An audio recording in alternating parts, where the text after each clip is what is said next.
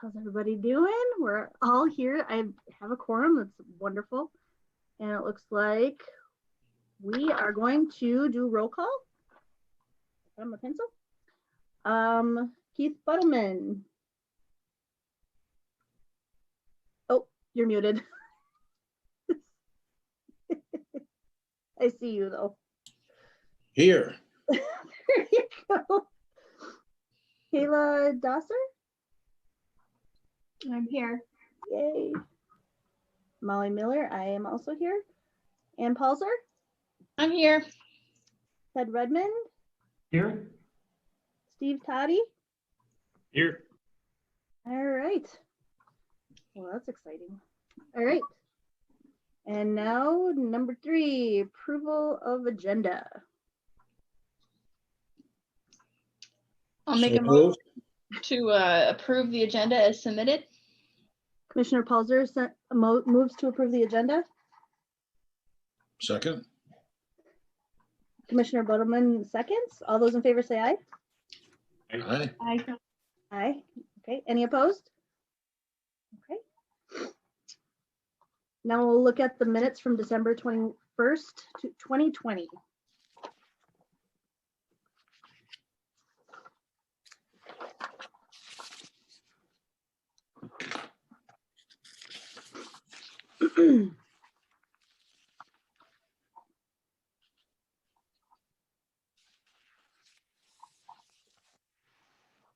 I actually didn't have anything for that. Did anybody else have any mistakes or corrections or, I'm sorry, there's no mistakes, learning opportunities? Or do I have a motion to approve it? A motion to approve. Commissioner Toddy moves to approve the minutes I'll of second. December. Oh, was that Commissioner Redmond? Yes. Okay. Second, all those in favor say aye. Aye. Aye. Aye. Any opposed? So I'll abstain because I wasn't at the meeting. Okay. I missed you all. Commissioner Palzer and looks like, okay. And Commissioner Dosser, you were absent as well that day? Okay, 2 abstentions. So moved. And now to new business. Yay, election of chair and vice chair. I know you guys are excited. Madam Chair, may I first have a favor? So we are finalizing our annual report, and we like to include a snapshot of all of our commissioners. Of course, we're all in a different forum now, so wouldn't it be fun to include a snapshot of this visual you're seeing right here? So if you don't mind, I'm going to, oh, whoa.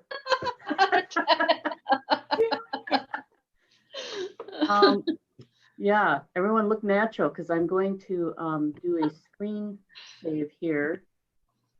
Isn't there a way to do like glasses and mustaches and stuff on here? Yeah, you never know how I'm going to doctor this up. All right, is everyone ready?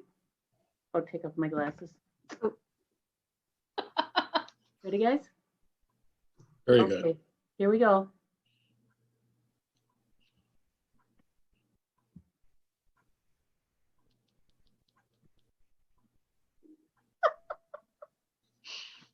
Now I'm saving it. Oh. All right. Okay. Thank you for accommodating me on that. It was fun. We were all doing the like, how long can we stay still? Who's gonna blink first? I'm sorry, because when I did the screen save, of course, you all froze, and then I had to save it, so I couldn't tell what you were doing. Okay, down to business. Thank you, Madam Chair. So tonight we will be doing our election of chair and vice chair. And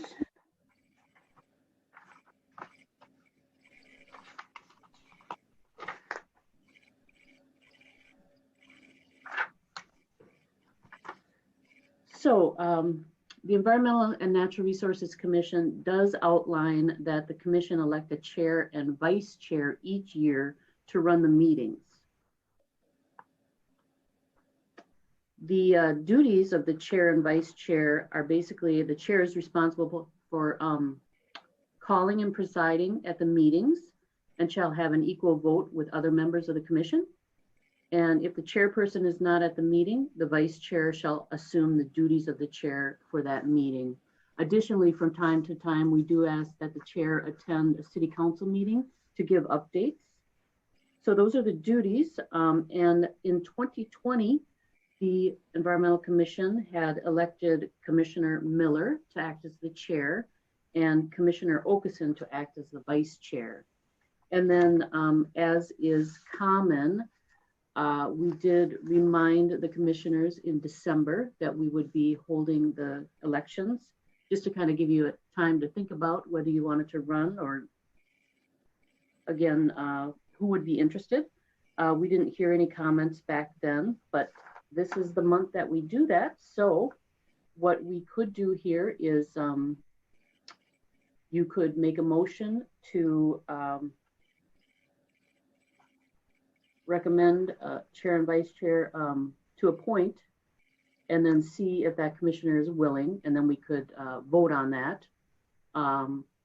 Or you could put your nominations in the chat, and then I could call them out. We could handle it a couple different ways. So I'll open it up to the chair for how you'd like to handle this. Let's see. I guess we could do chat. That might be the best way, so we're not calling people out that they're super embarrassed or anything, because we like doing that sometimes. Let's see. I'd kind of, I guess, do you want me to put it in the chat? I guess, does that really matter, anybody? So, you know, Like, should we make a sometimes motion? we would do private Mhm. nominations or voting or Right, because we could chat to you privately.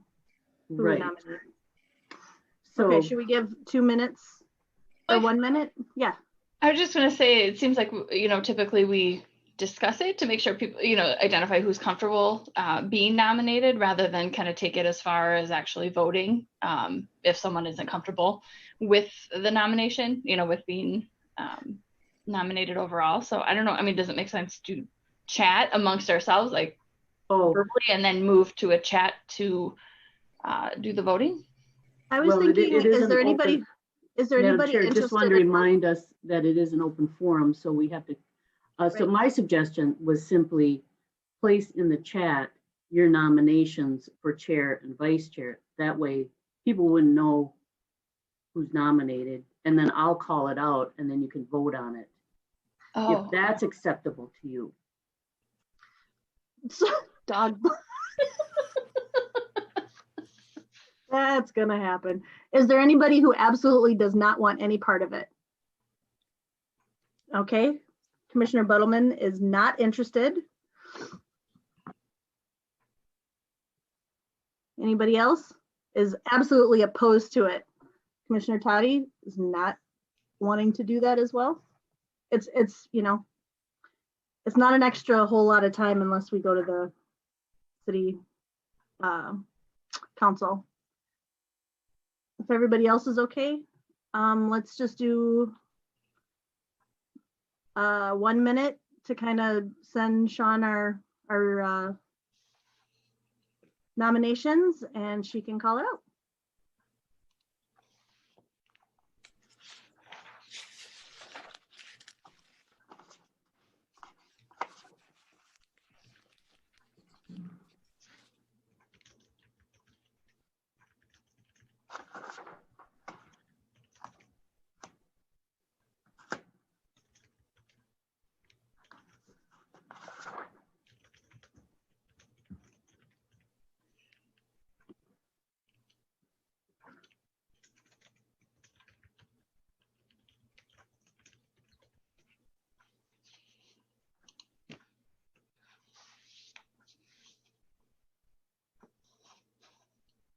About 15 more seconds to throw in your You can throw in your own name. You can point the finger at somebody else.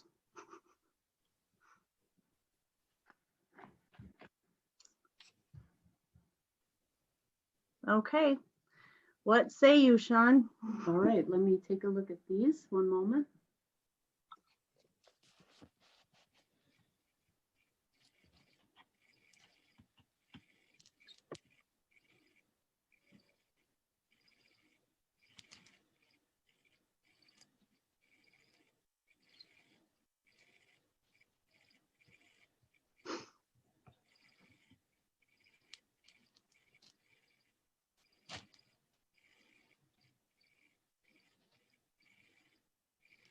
Bear with me. Oh, you're fine.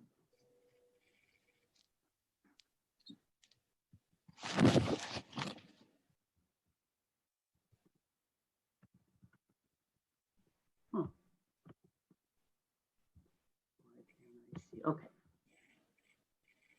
Not sure I'm seeing all of them. I only see 4.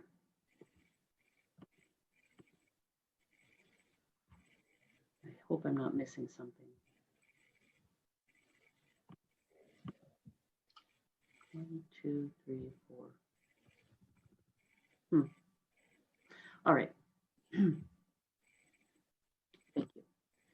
So I will announce the nominees.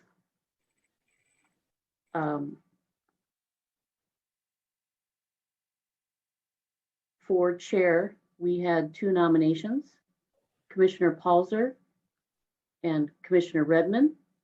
And for vice chair, we had 1 nomination, Commissioner Dozer.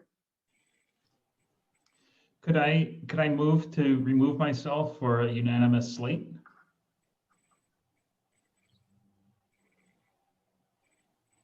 Or just ask to remove myself in order to create a unanimous slate? I believe we've done that before. I think there's precedent. Yeah, I think you have the option to accept or decline a nomination. And Ted, you or Commissioner Redmond, you were the chair just before Commissioner Miller, if I'm remembering correctly. So I'll Yes. give you another year off. I don't mind cycling back in. We can do that for another Awesome. year. I'm grateful for the nomination, but I would enjoy seeing this slate. So I'll respectfully and thankfully decline. Nice. So then, Fantastic. Madam Chair, if you want to check with Commissioner Palzer and Dozer on their willingness to serve on those roles, then we can hold a vote on those elections. Okay. Commissioner Palzer, are you comfortable with accepting the role of chair? Sure, I will accept. And Commissioner Dozer, are you willing to accept? Yes, I will. Oh, very good. All those in favor, oh, do we have to make a motion or do we just? You have to make a motion. Okay. Yeah.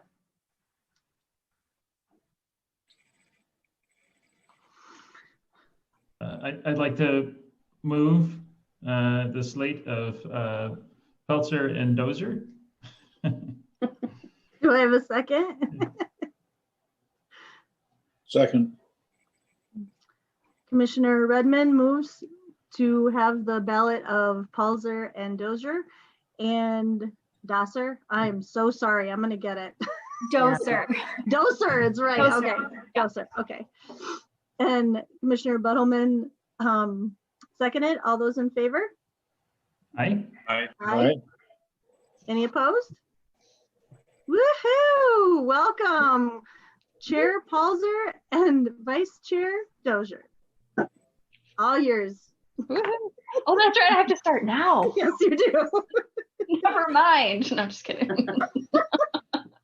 I need a gavel. I'm not going to do this without. Just kidding. All right, then. Well, since that is settled, we'll move on to the next agenda item, which is 5B, the resolution of appreciation for Commissioner Candace Okeson. Thank you, Madam Chair and members of the commission.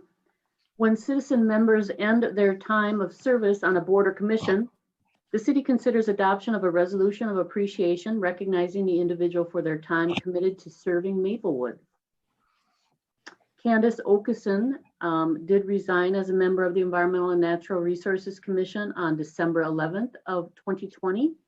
Ms. Okeson served on the commission for 3 years and 3 months from September 11th, 2017 to December 11th, 2020. And so I did put together a resolution of appreciation for your consideration. And I also would like to mention that Commissioner Okeson, she had a lot of enthusiasm, and I recall going out to the state fair when we were at the Eco Experience, and she was just really great with members of the public, and really kind of brought fun to the environment, if you know what I mean. So I appreciate her service. So with that, She also had the best Zoom presence, I must throw out there. Absolutely. Yeah, Zoom backgrounds and in sharing the Nature Center programming really had just the expressive and passionate interpretation of those was much appreciated for sure, That's and right. enjoyed. And she embodied a lot of the things that we are pushing for. She rode her bike to all the meetings, and you know, this is she was well appreciated for sure. she walked the walk. She did.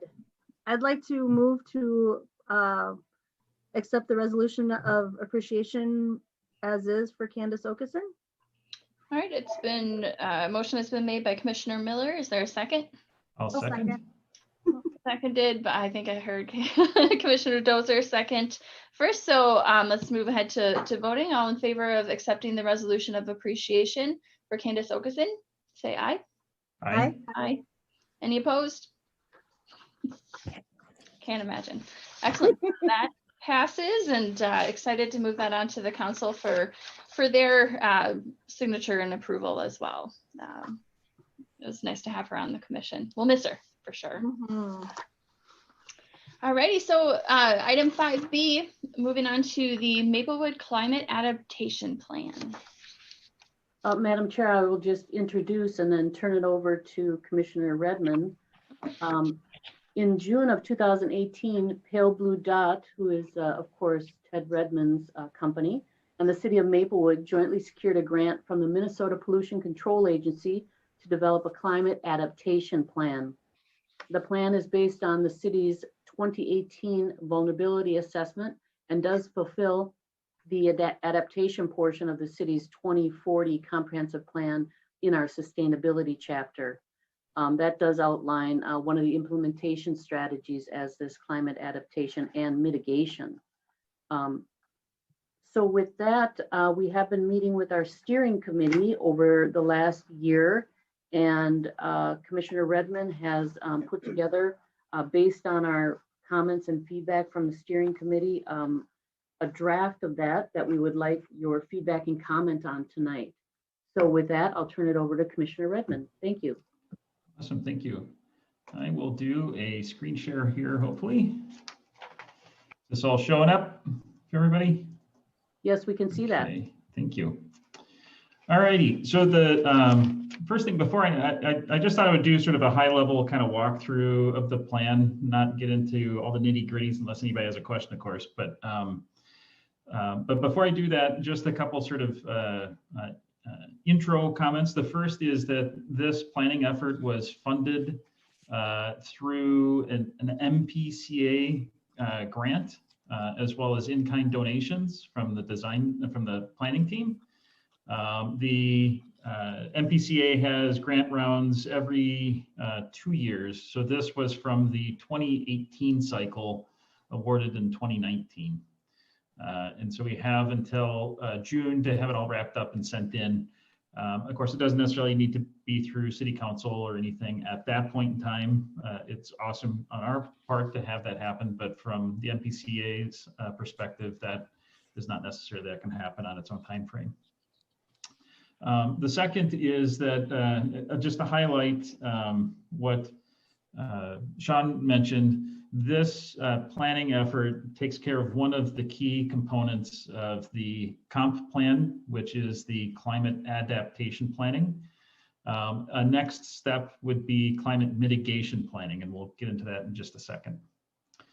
So with that, I'm just going to kind of walk us through a little bit here, the adaptation plan. The plan itself has multiple sectors in it, which we'll describe in a bit. The planning team was actually pretty robust. There were over 15 folks that were participating in the planning effort on a very regular basis. The process itself consisted of that planning team through a series of 6 or 7 meetings I think we've had. The first one was mostly introductory, sharing with them background information from the climate vulnerability assessment that was completed in 2018. So sharing with them background studies and content to kind of bring them up to speed, everybody on the same page, so to speak. And then we had very in-depth interactive workshop sessions where the planning team members actually were directly, intimately involved in creating the actions and strategies that are in the plan. So it was a very collaborative effort. A little bit of just background. This content you can find in the climate vulnerability assessment. But just as we look towards climate change and its potential impacts for Maplewood, we have already seen climate change to date, about 3 degrees in warming, about a 21% increase in precipitation, 58% increase in heavy precipitation, and warming has been noticed, more statistical days above 95, and et cetera. As we look towards the end of the century, though, we can expect those trends to continue and pick up pace.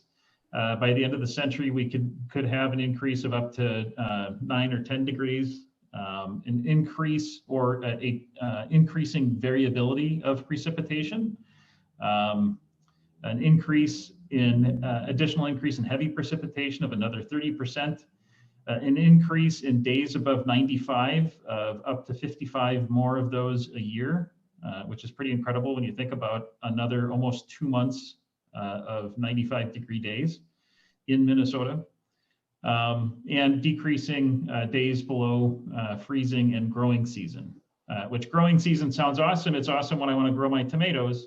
Growing season isn't quite as awesome when it's talking about pests, insects, vectors that can bring diseases in, et cetera.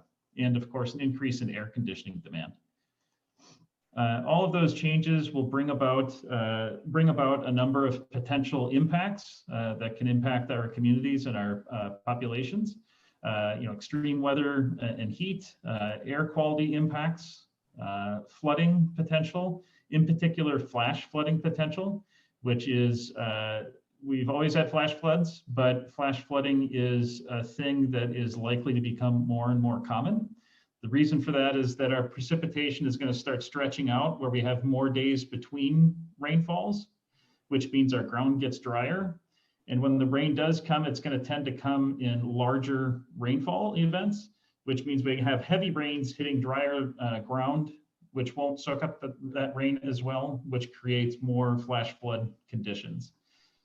Also, vector-borne disease considerations related to food security, water quality, waterborne illness, and infrastructure failure, power outage, and the like. When we look at some of those risks, in particular for Maplewood, the higher sort of potential risks or higher sensitivity risks are heat stress, air quality, extreme weather, and flooding. And then sort of more moderate but potential risks, medium to medium low, are vector-borne disease, mental health, surface water quality, and tree and green space impacts. So I mentioned that this planning effort is a climate adaptation effort. So climate adaptation is developing ways to protect people and places by reducing their vulnerability to climate impacts. And as noted, this is one of the key planning efforts that we sort of promised to do, identified to do in the comprehensive plan. The other aspect that was talked about in the comprehensive plan is climate mitigation planning, And so mitigation planning are strategies and actions specific to reducing climate change, i.e. reducing our greenhouse gas emissions as a community.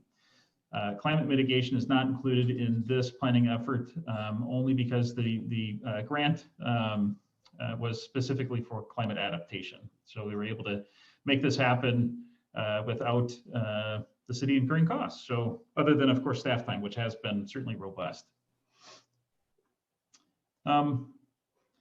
As a part of this effort, there was some community outreach, of course, with COVID. That all has evolved a bit. We are going to be doing another outreach opportunities here to try to get public input and feedback to this plan. But there was a lot of outreach that started in 2019, some in-person outreach events, Touch a Truck and 4th of July celebration, one-on-one interviews and discussions, a number of National Night Out events, as well as an online survey. And out of that, we had a lot of feedback. All of that sort of got shared with the team and has been sort of baked into the plan. But just a couple of things to point out.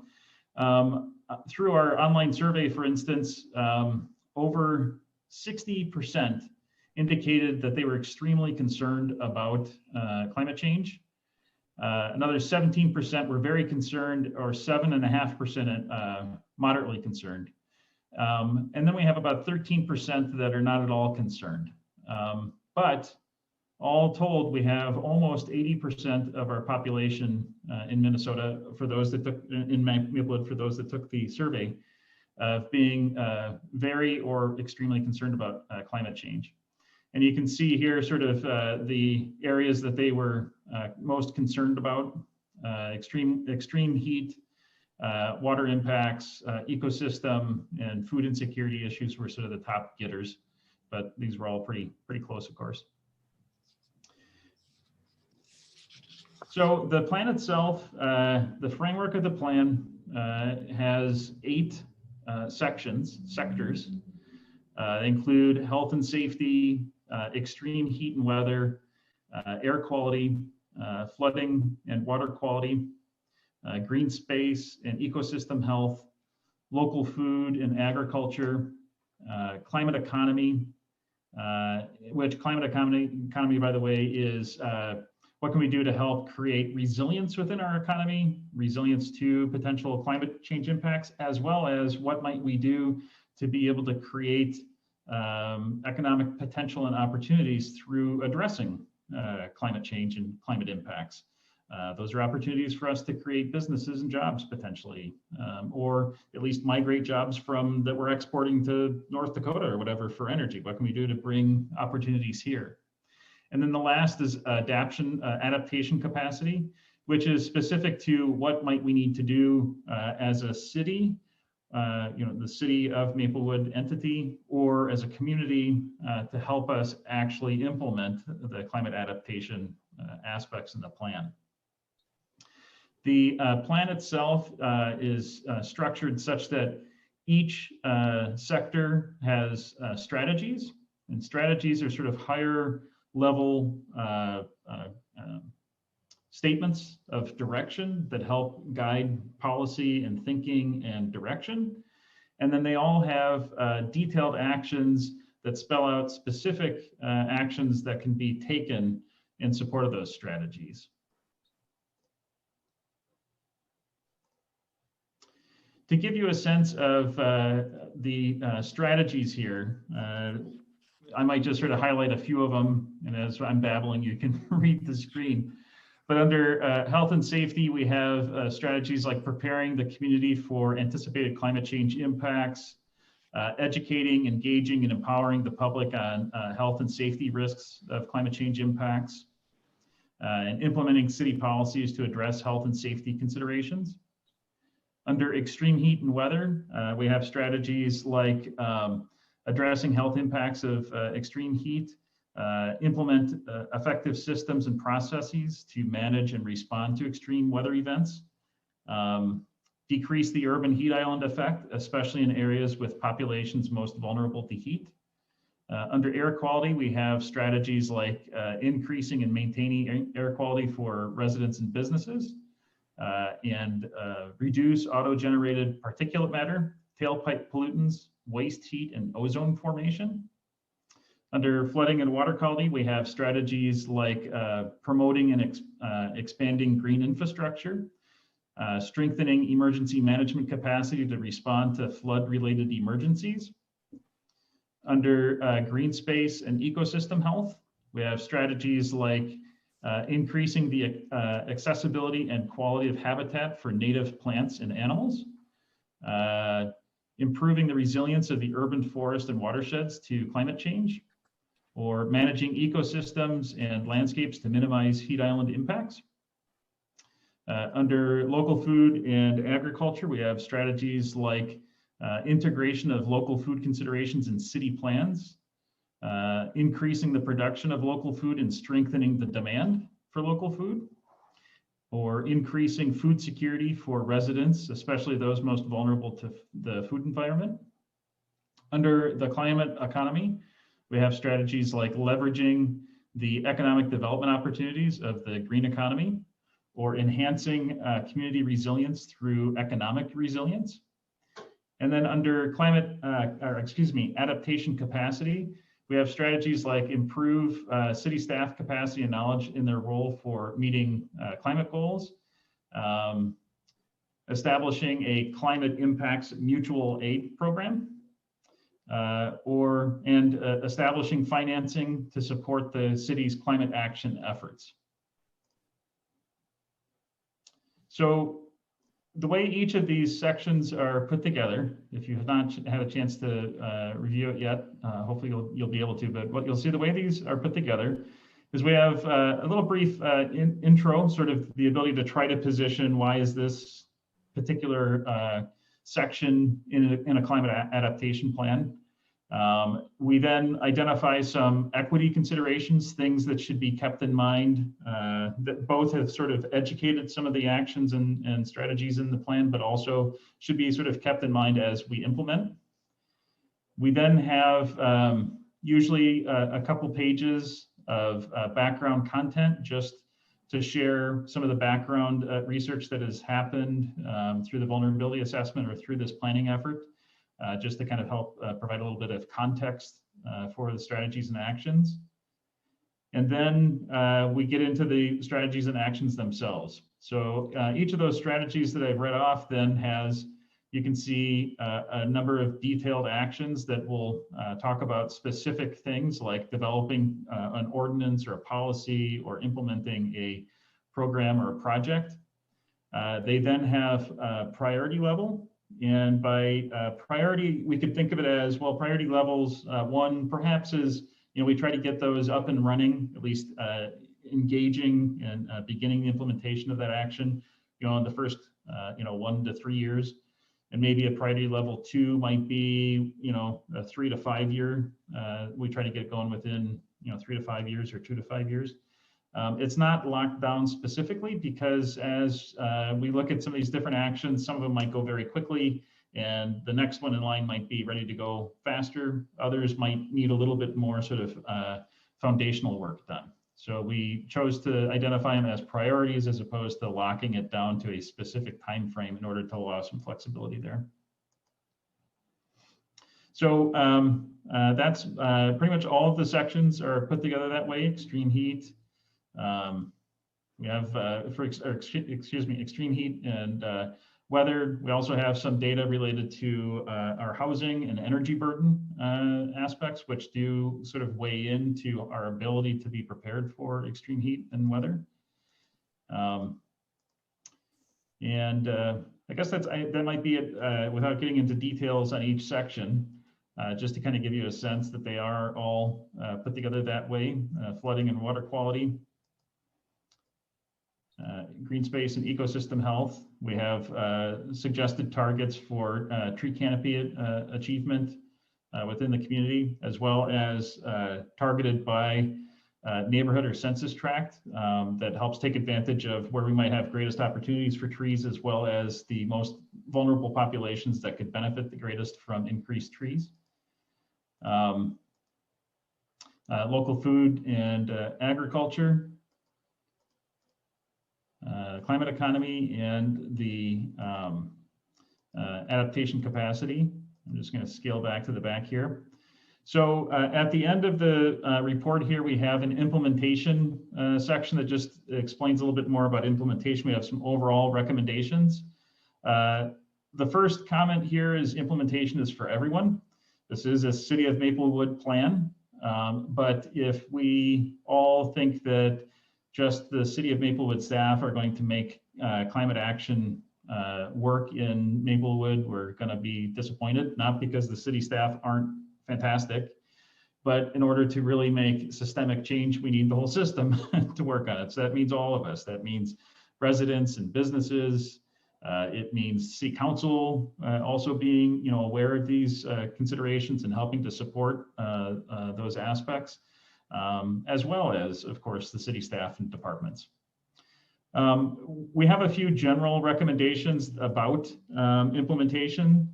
The first set of recommendations relate to building or maintaining internal capacity. The key points there are establishing clear guidance that participation in the climate adaptation plan is sort of anticipated by all City of Maplewood departments. There's a little bit in here for everybody. So let's make sure everybody is tracking it and helping to implement. The second is funding to support sustainability and climate adaptation staffing. There's a number of things that already are being done, but need to be continued, and some growing and some additional tasks related to climate action. So how do we make sure that we support that properly with staffing? Consider reviewing the community-wide greenhouse gas inventory on a regular basis, as well as reviewing this adaptation plan on a regular basis. We are already doing GHG inventory on a regular basis. The city is, so just sort of encouragement that we should try to keep doing that. But then also, as we implement this plan, every 2 years or so, just sort of revisit how are we doing? Are the actions completed and we should add in new actions? Did one action not quite have the effect that we wanted it to? Should it tweak? So just the ability to track progress. Think of it as a living plan. And then we also have comments related to building and maintaining external support. First is establishing this commission as the main citizen body to support the implementation of the adaptation plan. Potentially forming subcommittees that help to focus on certain areas or engage with sort of regular conversations with city department staff. Second, establish a jurisdictional partnership or jurisdictional partnerships that advance climate adaptation strategies. Collaborating and establishing some communication and teaming mechanisms with Ramsey County, state of Minnesota, the watershed districts, etc. And then lastly, funding. That the city should maintain a budget and identify funding sources for staffing dedicated to the implementation of the plan. That again may not be a full-time dedication, but let's make sure that we know that we have a resource in place and that we've got it funded properly.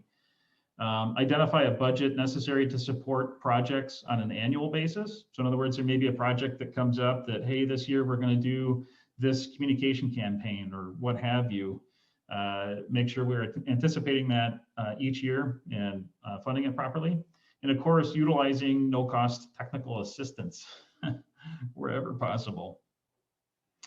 So with that, the other thing that I'll just mention before I'll kind of just leave it over for questions is that in addition to this plan document itself, our deliverables include a few other things. The first is we have a web page that we've put together. Through the adaptation plan, there are not a number, but there's a handful of, establish a policy to do this, explore an ordinance to do that, kind of detailed actions in there.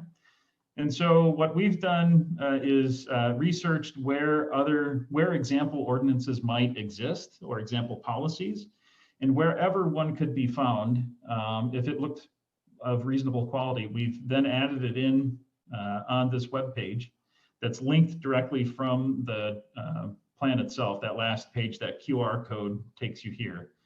And the intent here is just to give a leg up on the implementation, that if somebody is going to explore doing solar access ordinance, well, here's one that we can start with.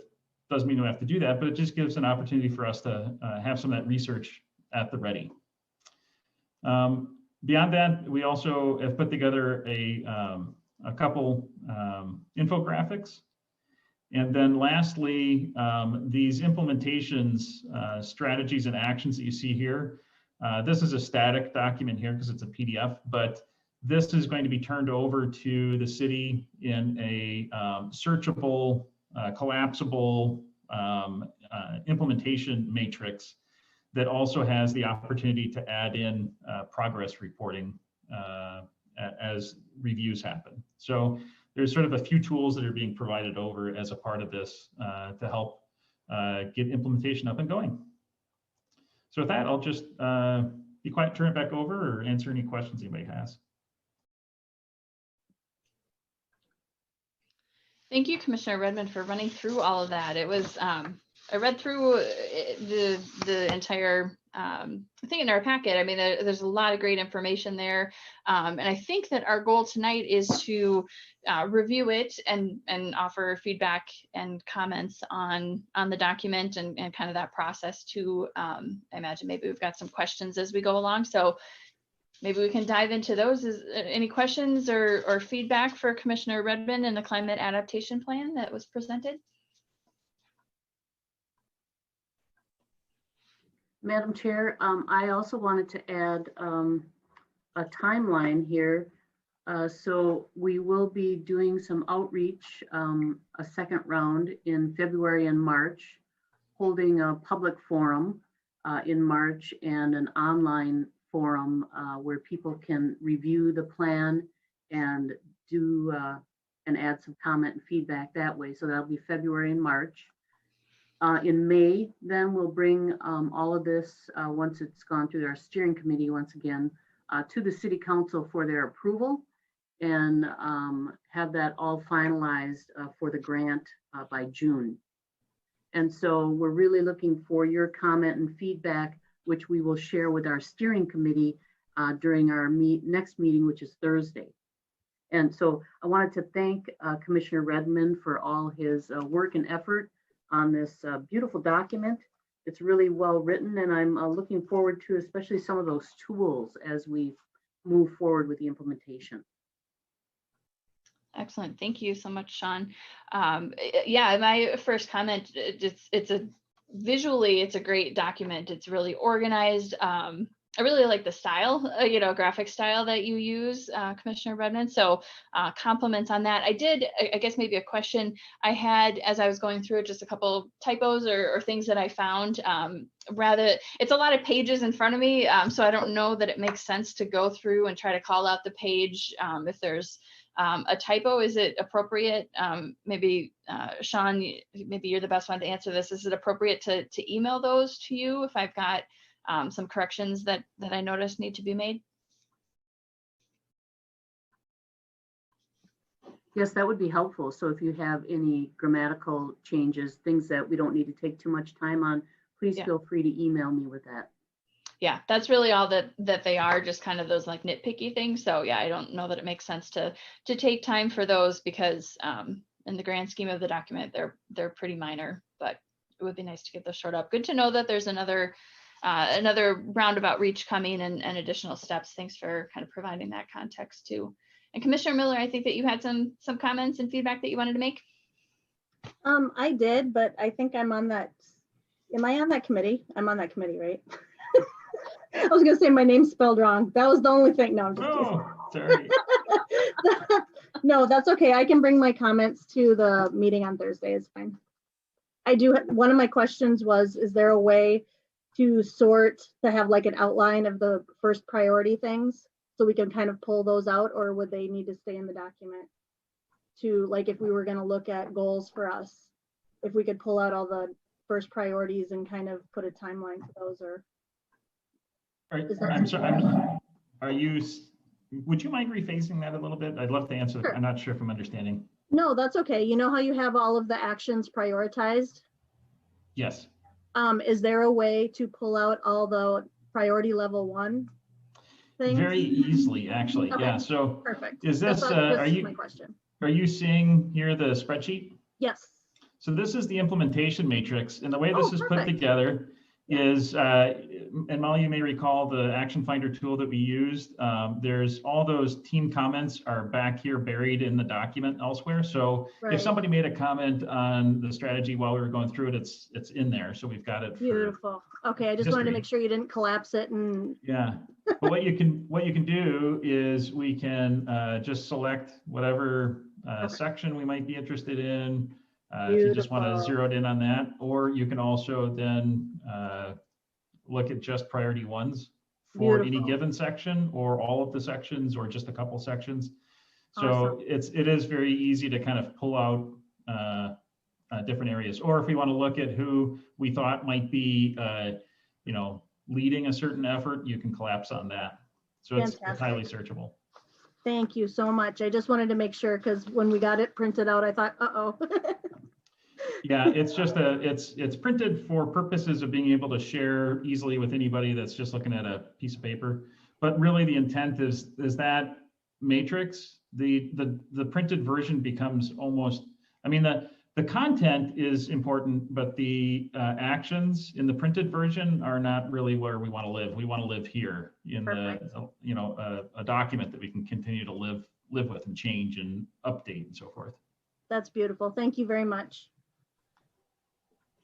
But I can save everything else till Thursday.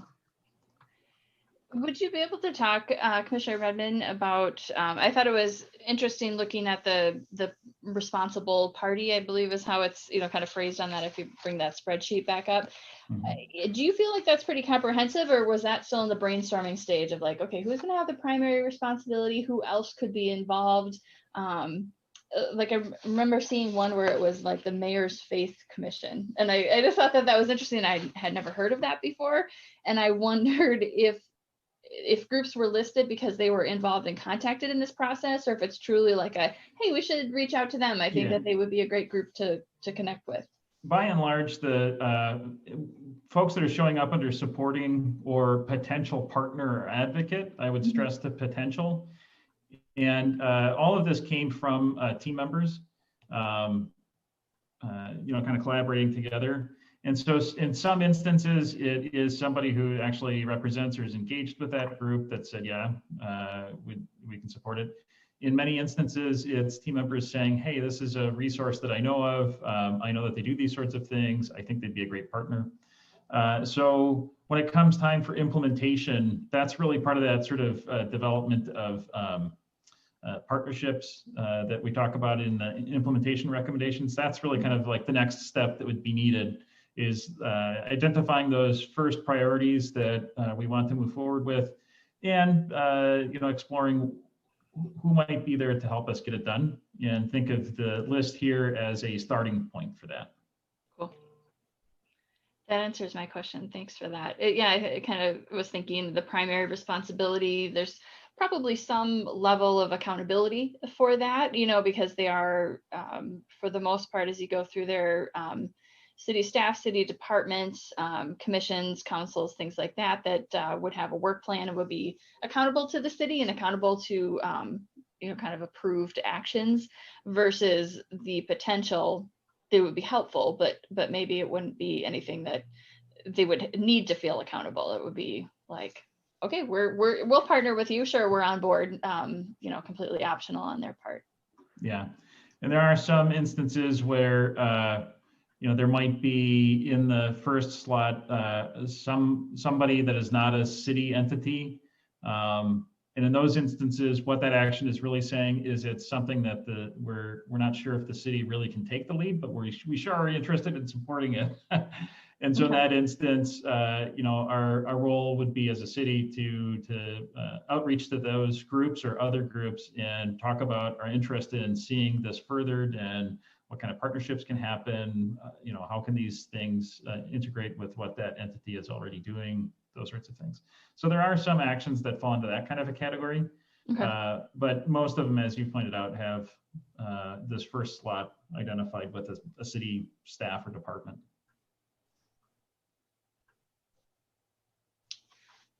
Excellent. I see Commissioner Miller. Sorry, I actually got this on time this weekend, so I actually did get to read it all and kind of see it all together. I just wanted to kind of let you guys know that I actually heard back today. Oh my goodness. Puppy. Elijah, can you grab the puppy, please? He just grabbed a whole big thing. Sorry about that. I actually heard back today from Tesla, and they have 2 interns, and they said they'd be happy to schedule one to help us with whatever we need with whatever they would be able to help with. So I have contact information that I can give you, Commissioner Redmond, because they said they would be happy to be on anything that could help, because they also do solar tiling, solar roofs, solar everything, and then they actually do education outreach. And they also do, if we have to go around town to look at things, they actually are like, we do that all the time, where you can just borrow a Tesla for the day, all the time. And so we would be able to go look at things together in Teslas, and National Night Out to travel to the different things. They're like, yeah, we love that, because they don't do marketing. So yeah, so That's it'll a be a great good resource for the city. Yes, absolutely. And they said anything educational, they'd be willing to help out with, but they have an intern, and I will send you that information, because he said he would just probably assign him to come to our meetings. That took a while. Very exciting. Any other comments or feedback, questions from commissioners regarding the climate adaptation plan?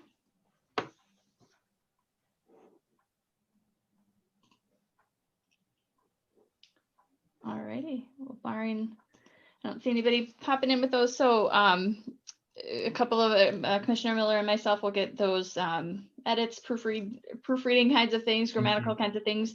We'll get those to you from here, but excited to kind of find out more about the next step with that outreach that's coming up, and kind of what commentary and feedback is coming back from that. So excellent. Madam Chair,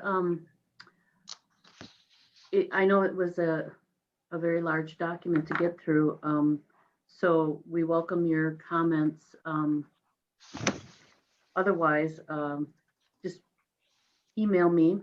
And then also, we met briefly just to talk about how we'll do this last ditch effort at some outreach, which is, of course, very challenging during COVID. So if you have any ideas there also, we would welcome that. What's planned so far? Or are we starting from scratch? Well, we're doing 2 opportunities for outreach. One is we will create a web page where, of course, we'll advertise this in our Maplewood Living or in our social media, and you'll be able to go onto that web page and review the sections, and then each section you can pull off into a different page, and then make your comments, kind of detailed comments on some of those implementation strategies. So that's one opportunity. And then the second will be an actual public forum that we'll hold online. Okay. And I think we have a date on that, which I wish I had that in front of me.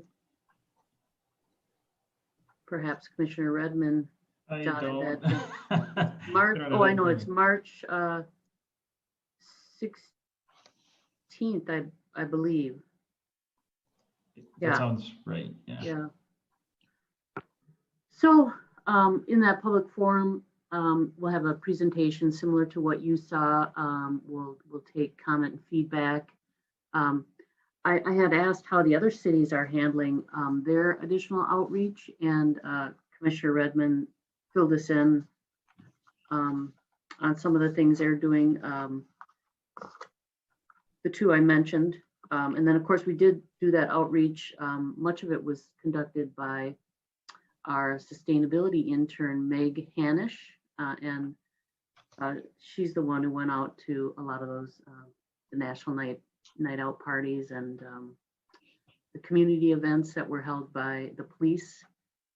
So she did a great job with that outreach. And then we had several people give comment via the survey. But now we're on the tail end with an actual plan in place. And so we'd like to get feedback on that as well.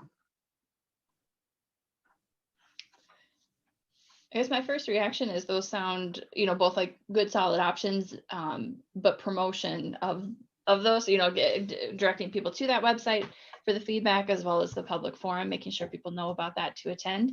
That would be kind of critical. I know we had, I'm blanking on his last name, but Joe, the communications director for the city, a couple meetings ago, and he sounded quite willing to partner with us. This seems like something maybe we could capitalize on his ability to weave that into, maybe the city's social media accounts, getting it onto the public access channel, some of those kinds of things. And then I was thinking too, as the public forum, thinking about those partners, the potential partners, maybe in a direct invitation or personalized invitation to each of those groups of like, hey, this is something that we thought that we would be able to partner with you on. We're going to be introducing it at the public forum. We'll be curious to, see your thoughts and see how this might, reflect or partner with the mission that your organization has, to get some of those community partners bought into it. They're in the potential phase, but maybe that gets solidified if they kind of get the bug, so to speak, and participate in that forum. Great suggestions. And, as a staff member, it looks so daunting, all the implementation, but then you look at all of our partners and realize that, as Commissioner Redmond said, it's going to take a team. And reviewing this yearly, kind of checking off, making sure we're doing things will be important as well. So thank you, everyone. Any other comments or feedback on the outreach from folks before we move on? Alrighty, so let's then, and are we ready to move on to the next agenda item? I think we're good. Okay, excellent. So that takes us to the review of the Nature Center Task Force recommendations. Thank you, Madam Chair. So we will be discussing the Nature Center Task Force recommendations, and I have just a short presentation here to share with you, just with their recommendations. And just verifying that you can see my screen. Yep. Okay.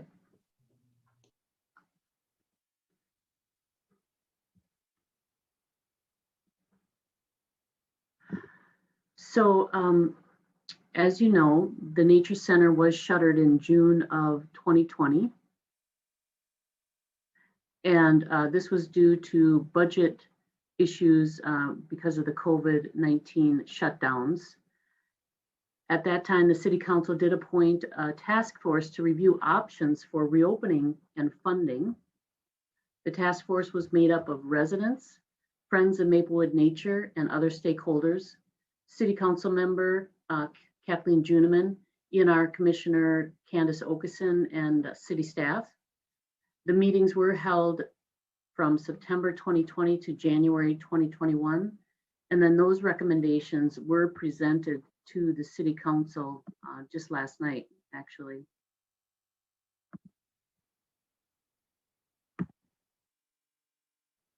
So before the task force made their recommendation, they did want to tap into a community survey and the results there. The city had submitted this survey and 427 residents took it.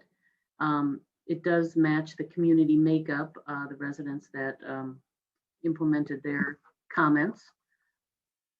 There was a 17% response rate. The survey was held from September 29th to November 24th, and there's a 5% margin of error. The key measures that were outlined in the survey, as you can see on the screen here, also included parks and recreation. So I'm going to just show you the results of those survey results. For parks and recreation, overall rating for our city parks at 85%, overall quality of park and recreation opportunities at 82%. Of course, many of those opportunities have been canceled due to concerns with COVID. So looking at our recreation facilities, which includes the YMCA. Of course, that's a City of Maplewood building, and it's operated by the YMCA. And our other parks and recreational facilities, we found 79% of residents were happy with that. 83% happy with the availability of paths and walking trails, which is higher than the national benchmark, which is great. Maplewood does have quite a few parks and a lot of walking trails.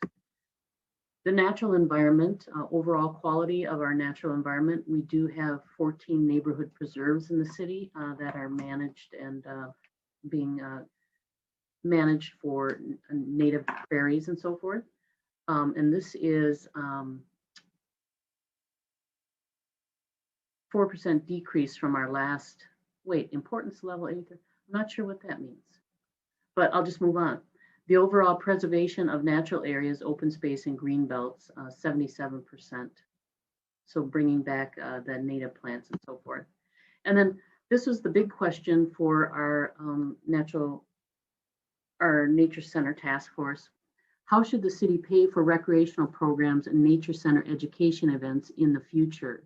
And as you can see, the highest was 38% create cost sharing partnerships, with a close second of keep the current funding system, which could cause a property tax increase. So I apologize for the remaining slides here. They're a little fuzzy, but I took them off of the city council presentation from last night. They did have representatives from the task force presenting to the city council, the president of the Friends of Maplewood Nature. And they just kind of went over the recommendations, which I did include in your staff report. For the short term, and they called short term out as 6 months to a year, opening the building in the spring, possibly pending COVID guidelines, and what that looks like. What does it mean to have it open? Is it open just one day a week? Continue maintaining trails and grounds and buildings, ensuring that residents know that the nature center is not going away. It's just things have kind of slowed down and we have to take a different approach, but we want to ensure that we maintain that visibility and maintain that property. Midterm uses, identify rental options for the nature kits. You could come and rent out a kit to do GPS, other types of, looking at organisms in the pond, things like that. Create rental opportunities for small groups and explore more permanent uses of the building, such as a daycare was outlined. And then, of course, partnerships are key. Meet with other nature centers and how can the city partner with them. Research the Three Rivers model and how that works. Create an East Metro cooperative passport system. And then short-term operations contracts for possibilities with partnerships. And the business model, establish a nonprofit to run the Nature Center, do annual fundraising events, explore grant opportunities, expand volunteer opportunities for operations, and then have something similar to a sustainer donation program like we see with the NPR. So the city council did review the recommendations at their city council meeting last night, and they approved those. And then they did direct staff to prepare details on the next steps to implementation of the recommendations.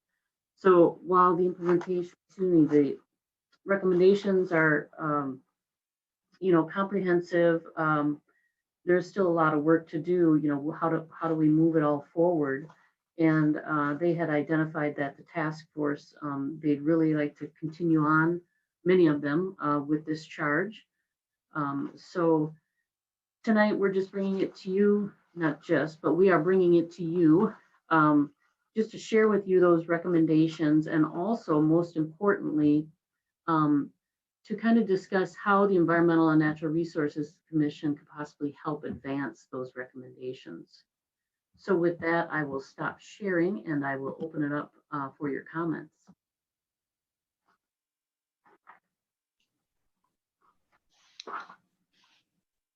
Thank you for all the information. I know that the task force, that was a large commitment for everyone that was on it, and they worked really hard at getting it to this point. I think that was a pretty monstrous task to do. So kind of good to see where they're at and kind of check in.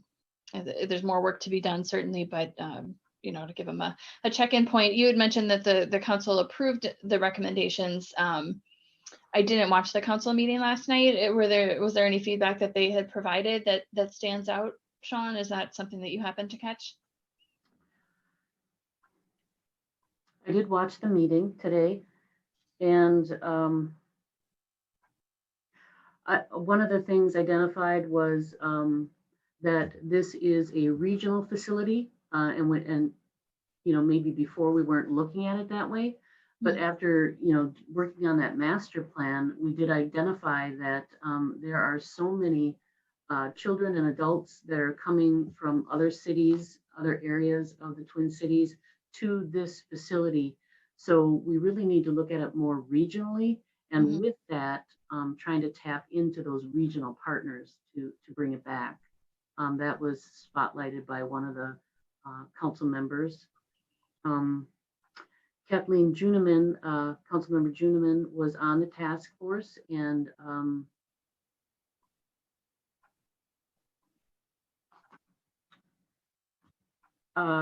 she pointed out the passion that there was from the task force and members of the community, and they wanted to stress, the timelines. While short-term might be identified as 6 months, probably you're looking more at like a year. I know they had a workshop. No, the workshop was just on the survey, excuse me, and I didn't see that. So there wasn't a lot of comment or feedback. I think they were just really appreciative of all the hard work they did, and then also really wanted to make sure that they didn't just stop there, that we continue and work on how to best implement all of these recommendations. Mm-hmm. Thanks. I feel like I put you on the spot there, asking you if you watched the meeting. Well, I did. So yeah, good job. Wonderful. Let's see. There were some questions that I had jotted down. And I guess one, just to feed off what you had just discussed, Sean, as far as being a regional resource and seeking partnerships and collaborations as part of that. Through this process, has the task force identified other nature centers, organizations that are also seeking these types of partnerships? I watched all of the task force meetings, and they did have members of other nature centers as guests. One of the meetings, like Tamarack Nature Center, and they got a lot of great feedback on how those nature centers are run. So I do know that. Okay. I kind of forgot what your question was. Oh, I just was curious if through the process, you answered it. Okay. Other organizations, kind of were like, hey, same. This is exactly what we're going through, and we want to make sure that we connect with you. Just thinking of physically, the proximity of the nature center is so close to both St. Paul and Oakdale. It's just in that 1 mile wide chunk of Maplewood. So it makes sense that they're so close to the other cities that there's a network and partnerships available. But I imagine that those are hard to solidify exactly what those will look like. So And then the other question that I had was in regards to, like, there was a Parks and Rec task force that was formed at the same time as the Nature Center task force. And I just thinking of kind of the programming things and kind of site things that the recommendations reflect. Were those feeding into the Parks and Rec task force at all, or has that been pretty separate? You know, I must apologize. I didn't track that as closely. Okay. So I'm not sure, but I certainly would hope so, because of course our nature center is part of our park system. Yeah. Okay. Yeah, and those weren't necessarily all questions that I expected exact answers to. You know, I think with Commissioner Okeson being our representative, she maybe would have had some comment on that or kind of feel for those things, but unfortunately, we no longer have her on the commission. So just thought I'd kind of throw that out there as things that came to mind for me as far as reviewing the document and recommendations. I see Commissioner Miller's got some items to share. Hello. I just, I'm wondering if they're looking for some ideas still about what they could use there, who we could have do things there, because I kind of have some ideas, as you knew I would. I wasn't part of the task force, but I just want to kind of point out that it would be really cool to have some of the indigenous people from Minnesota, like the Ojibwe or the Anishinaabe, just to kind of like maybe do some, programming there. Maybe we can tap into some arts and crafts or native educational things there, things like that. Yeah, I think through the continuation of, well, looking at how best to implement these, there'll be additional opportunities for looking for those types of partners. So I'll keep you posted on, what that means, how staff is bringing back to them, next steps for implementation. Okay, And- would it be helpful to give you those ideas, or are we not like? No, all your comments here I will share with Audra Robbins and our city manager and assistant city manager Okay. as feedback. Okay. And then, yeah, it'll all be helpful. Okay, because I think that it would be, I know that University of Minnesota, the Bee Lab was looking for places where they could put different hives and stuff of native bees and things like that, and they maintain them. And they can do educational things there as well, or maybe set up, I see that one of their suggestions was a storefront, but it might be an educational, sorry, I'm gonna sneeze. And then also with the University of Minnesota Horticulture Society, maybe a place for, for Courtney to come and kind of do her thing with the garden in a box and all of that as well.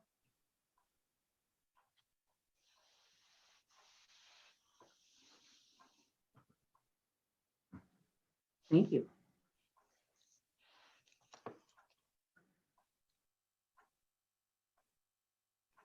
I know the task force had a lot to get through in, I think they only had 6 meetings. It was quite a challenge. Yeah, it's nice. It's very well organized, and I like the different scopes of how things could be done and their ideas. It was well thought out and well organized.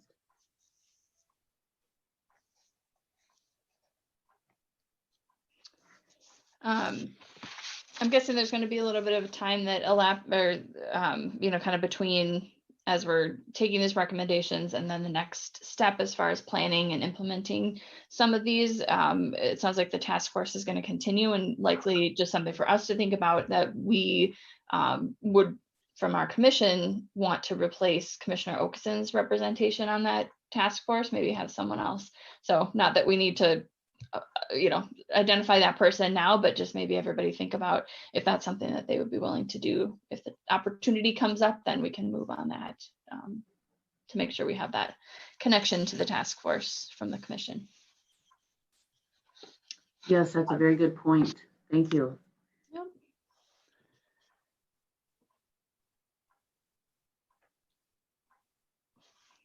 And it was just feedback, right? We don't need a motion. Yeah, comments and feedback was the recommended action, right? So, Right, and with the Nature Center, I will remind you that your Environmental Commission ordinance outlines that you will support the Nature Center and their programming. So, you know, how best we can support, I guess now the Nature Center in the future. So if there's anything that stands out in these recommendations that you want to expand on, or we will be holding our, what am I calling it now? Work plan and environmental priorities. I used to call it the goals session, but then you guys gave me like 50 goals and I just couldn't handle it. we do overwork you. So I've renamed it, but we'll be holding this next month. So we can kind of drill down a little further on some of these Nature Center Task Force recommendations that maybe we can, as a commission, assist with. Good idea. All righty. Well, let's move on, I think, from here that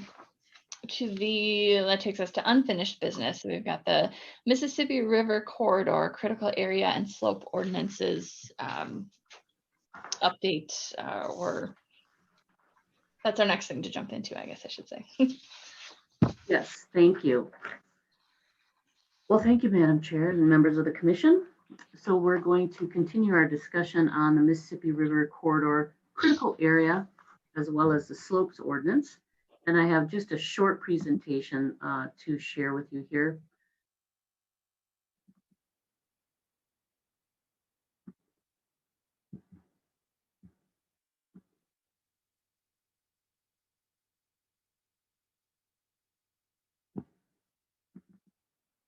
Okay, and I'll just verify that you can see that screen.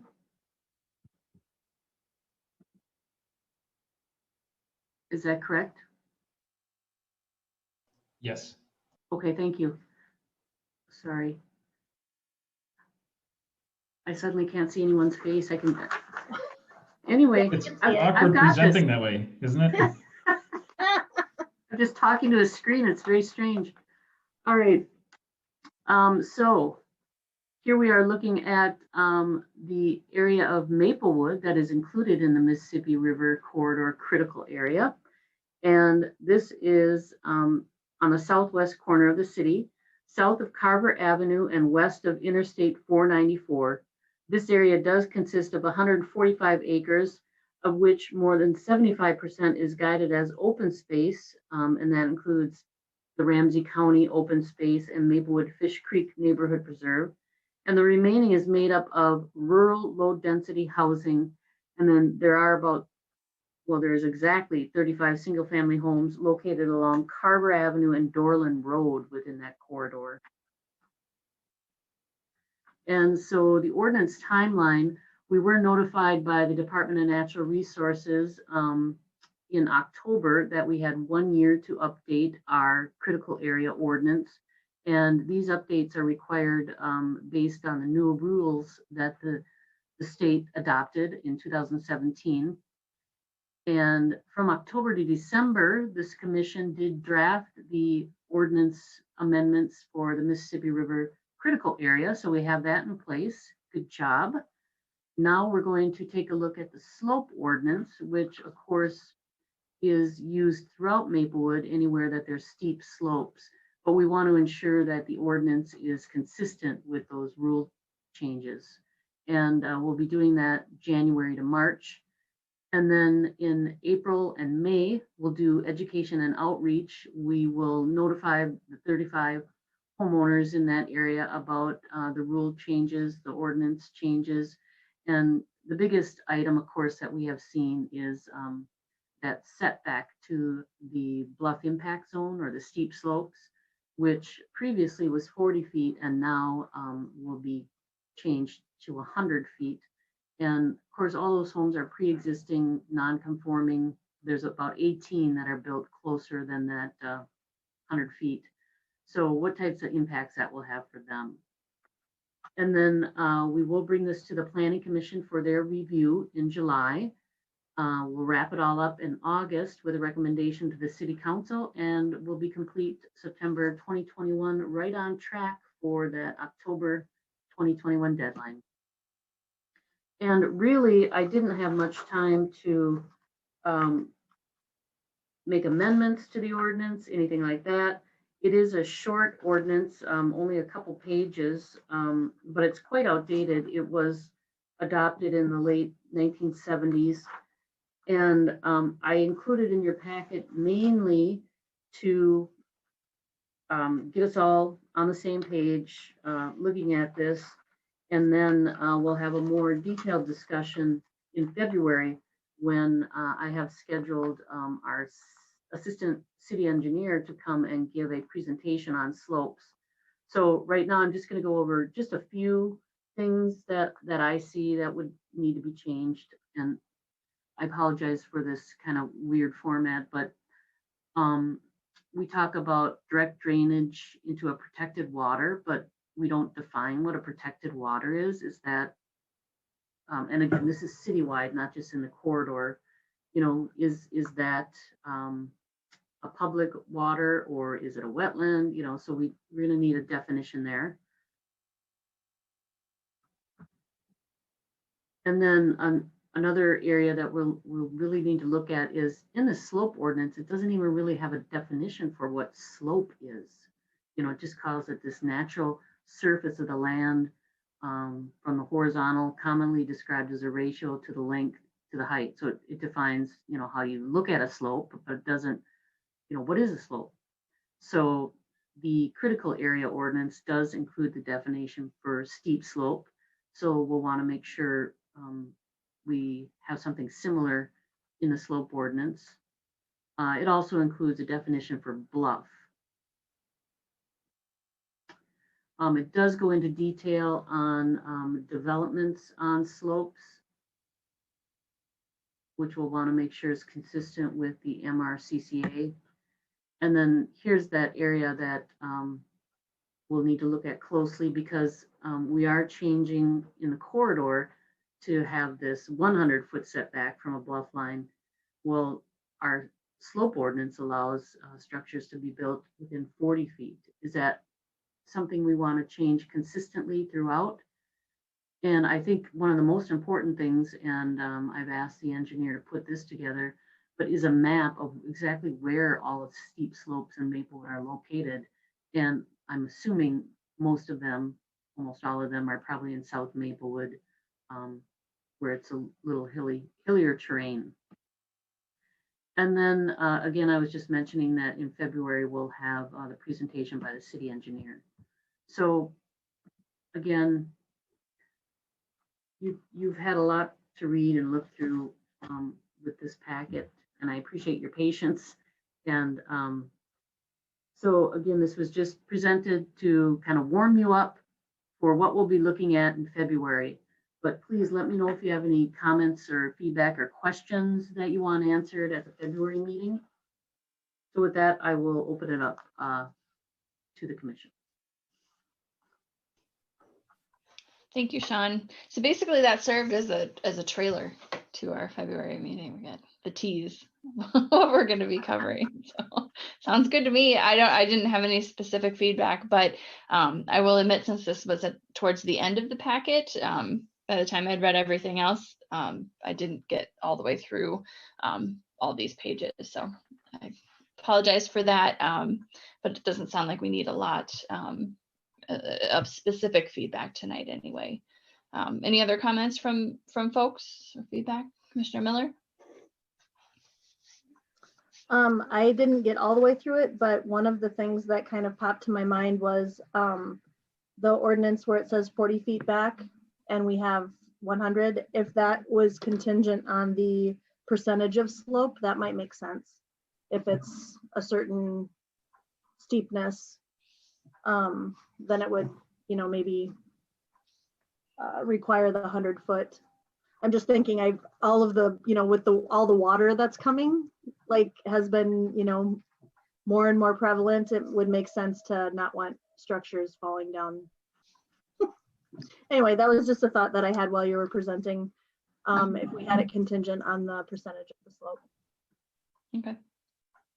Climate adaptation measures. Right there. Exactly.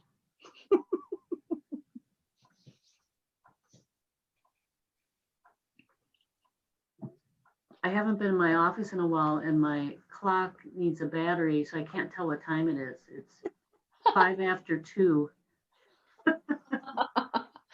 It looks like about 8:30. Yep. On Zoom burnout. Yeah. But again, I just wanted to bring all that to you to let it sink in for the big reveal, the big presentation in February. And you'll Excellent. get to meet our assistant city engineer, John Jarosh. We're looking forward to it. Is Great. he excited to meet us? Yes. I'm sure he is. Excellent. Well, thank you so much for that. That we can kind of move along here on our agenda. We didn't add, well, unfortunately, I guess without being broadcast, we don't have any visitors at all. So we don't need to take time for visitor presentation. We didn't add any commissioner presentations when we were going over the agenda at the start of the meeting. Anything come up that we need to add in here? Okay, so then we'll move on. Sean, you've had a lot to share with us already, but that brings us to staff presentations. So I'll let you dive into those. I was approached by Ramsey Washington Metro Watershed District. They wanted to let us know that they're looking for an advisory committee member to serve on the Citizen Advisory Committee that they have. And I said, well, I'll make sure and advertise that in our social media and our newsletter. But in addition, bring it up to our environmental commissioners. So this is a group of volunteers with a shared commitment to preserving clean water. And they offer guidance and feedback on some of the projects going on with the watershed district. In Maplewood, we have 3 watershed districts, but Ramsey Washington Metro Watershed District is the largest district in Maplewood. Portions of our north, east, we have Valley Branch, and then portions of our western side of the city is Capital Region. So if you or anyone you know is interested in serving on that committee, they can apply. Apparently the applications are due by February 4th. So that's just, I guess, next week already. Just go onto their website at www.rwmwd.com. Maybe it's .org. You'll find it. .gov? Maybe? Just Google Google will it. figure it out. Yeah, Google will get you there. Computers are smart these days. All right, so that is the first item. The second, I just wanted to remind you that we had to reschedule our February Environmental Commission due to the President's Day holiday. So we will have that meeting on Tuesday, February 23rd. And then finally, I already mentioned this, but I just wanted to update you that we'll be looking at the work plan and environmental priorities during our next meeting as well. Org. Org. What are we calling it? It's org. I just looked it up. It's org. Oh, I thought this was a new word for environmental priorities. Yep. No, I thought just blurting out org would be hysterical. So there you go. So Maybe we can come up with a fun acronym for the work plan and environmental there we priorities. go. Figure it out. Next month. It'll be very exciting. Well, thank you very much. Yes, thank you, Sean. So agenda item number 10, adjournment. Is there a motion to adjourn? Well, I can make a motion to adjourn.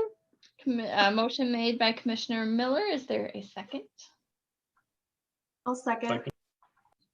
Oh, I don't know who came in there. Commissioner Tony, I think it had the second there. So it's been motioned and seconded. All in favor of adjournment, say aye. Aye. Excellent. So it's 8:34 and we're adjourning tonight's meeting of the Environmental and Natural Resources Commission. Thank you. Thanks, Thank you. everybody. Good night.